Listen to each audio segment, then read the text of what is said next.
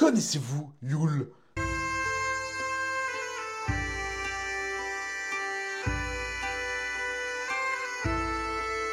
Vous savez, la fête qui célèbre le solstice d'hiver, la nuit la plus longue de l'année.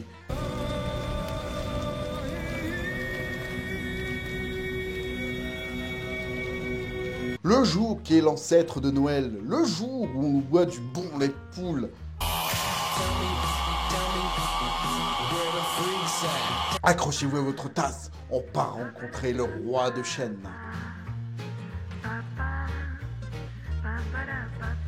Yule est une fête païenne très importante et l'une des plus connues d'ailleurs. Donc Yule fait partie des 8 sabbats de la roue de l'année néo-païenne, dans laquelle on croise Mabon, Ostara ou encore Samhain. Je vous invite à regarder mes vidéos. Mais Yule est l'un des plus connus et des plus pratiqués. Concentrons-nous d'abord sur son étymologie. Yule vient du vieux norrois Yol. Ce mot signifie solstice. On retrouve des traces de ce mot d'ailleurs dans des textes écrits aux environs de l'an 900. Dans un poème en hommage à Harald Harfagri ou Harald aux beaux cheveux, Parce que je le vaux bien. on retrouve aussi Jol ou Yule dans notre langue française. Mais à votre avis, dans quel mot? Selon certains linguistiques, on le trouve dans le mot joli. Ce dernier n'a aucune correspondance avec le latin ou une langue romane. On devine mieux le mélange du mot norrois yol et le suffixe français if qui a donné le mot enjolivé. Bref, revenons sur notre sabbat.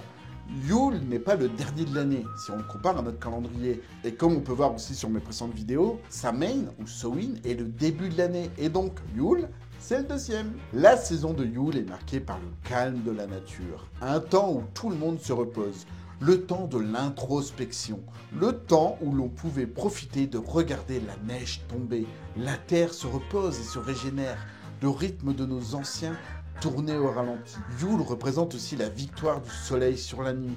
Il annonce bientôt l'arrivée du printemps et permet de supporter plus facilement la saison froide. Dans la tradition nordique et scandinave, l'hiver possède une reine du nom de Frigg et Yule est la nuit de la mer. Elle met au monde le soleil renaissant. D'ailleurs, les femmes et les déesses représentent le combat de la vie sur la mort.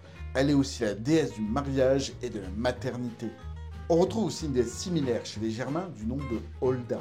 En contrepartie, on retrouve aussi des déesses qui représentent la dureté de l'hiver, comme Kai-Ash, qui apporte le froid et l'obscurité, ou encore Skadi, une déesse qui contrôle le climat et provoque des tempêtes de neige. Toujours selon la mythologie scandinave, Heimdall, fils d'Odin, protecteur d'Asgard, et gardien du Bifrost, venait rendre visite à ses enfants pendant Yule. Il leur laisse dans leurs chaussettes un cadeau pour ceux qui se sont bien comportés et des cendres pour les autres. Tiens, ça me rappelle une histoire, ça. D'ailleurs, Heimdall possède un cheval du nom de Gultro, un cheval à 8 pattes.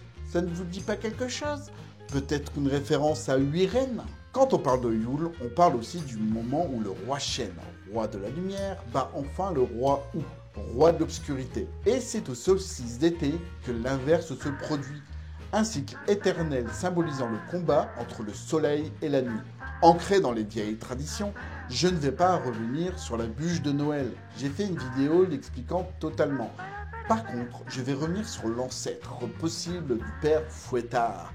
Connaissez-vous Krampus? Ce mot a créé un mot en allemand, Krampen, qui signifie griffe. Krampus est le fils de Hel chez les Nordiques. C'est un monstre légendaire qui est proche des faunes et des satyres. Il est aussi appelé le diable de Noël.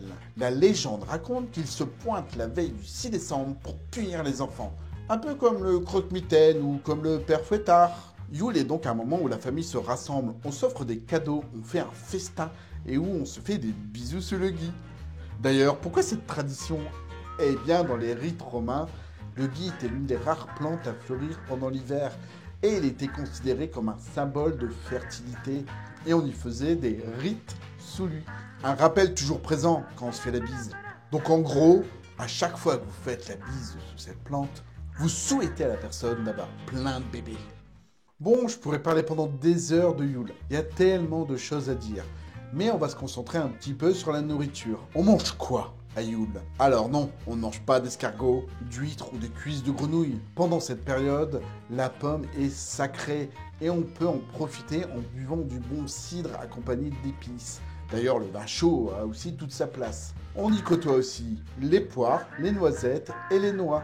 On préparera aussi un bon pain d'épices, des biscuits en forme d'étoiles de soleil ou encore d'animaux. Pour les viandes, on mettra en avant le porc et non la dinde, qui n'est pas très locale à la base. C'est aussi le temps de se faire une bonne tisane à base de mélisse, de camomille ou encore de gingembre. Il y a aussi la traditionnelle bûche, un rituel qui arrive bien plus tard. À la base, on brûlait une partie d'arbre décoré qu'on en avait préparé l'année précédente. Et parmi les bonnes choses que l'on fait à Yule, eh ben, il y a du bon lait de poule. Donc, il est temps de partir en cuisine pour se préparer ce bon petit breuvage. Donc, accrochez-vous à vos fouets. Et promis, aucune poule n'a été exploitée dans cette vidéo.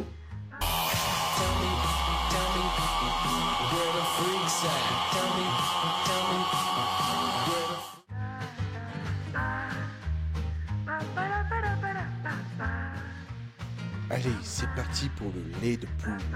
Comme vous le voyez, je ne suis pas chez moi, je suis aux États-Unis. Bref, on commence à mettre le lait, la muscade et la cannelle.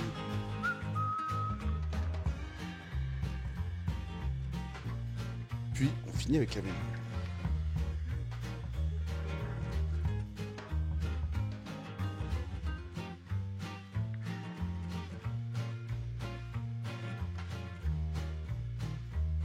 On mélange, surtout afin que la cannelle s'imprègne bien du lait.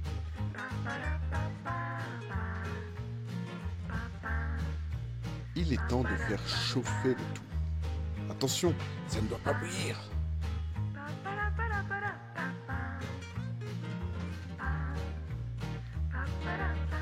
Une fois bien chaud, on passe à la suite de la préparation.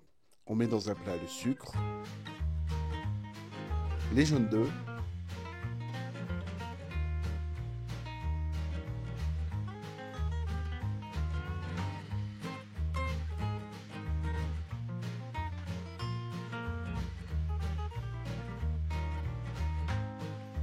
et on blanchit le tout.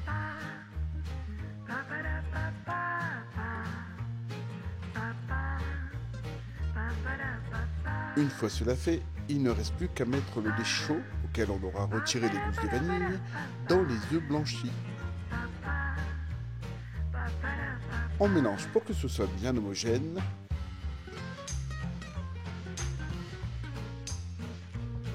On met du rhum si on en a envie. Et il ne reste plus qu'à le déguster. Bon appétit.